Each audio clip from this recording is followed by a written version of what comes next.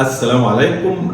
معانا النهارده أنف مصرية. صديقنا تعرض إلى حادث أدى إلى اعوجاج وكسر في الحاجز الأنفي، بالإضافة إلى اعوجاج وتغير وتشوه شكل الأنف. تعالوا نشوفوا إيه التفاصيل اللي هنشتغل عليها إن شاء الله. زي ما احنا عارفين في مقولة ذهبية بتقول أن الأنف يذهب حيث يذهب الحاجز الأنفي. الحاجز الأنفي بعد اعوجاجه تماما بالمنظر ده أخذ الأنف معاه وأصبح شكل الأنف معوج تماما مثل اعوجاج الحاجز الانفي. الارنبه اصبح فيها لاك اوف سبورت او غياب كامل للتدعيم، سواء بيضحك او مش بيضحك الارنبه بتاعته ساقطه تماما زي ما احنا شايفين في الفيديو معانا كده دلوقتي. عظام الانف من اعلى عريضه الى حد كبير، في بروز في ظهر الانف يجب نحته، بالاضافه الى تدعيم ارنبه الانف ونحت وتحديد الارنبه واصلاح اعوجاج الحاجز الانفي من الداخل بالمنظار لعلاج ضيق التنفس.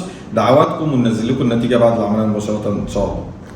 شكرا لدعواتكم الجميله. توفيق ربنا في الحاله كان كبير جدا زي ما احنا شايفين. اتفقنا ان الانف تذهب حيث يذهب الحاجز الانفي.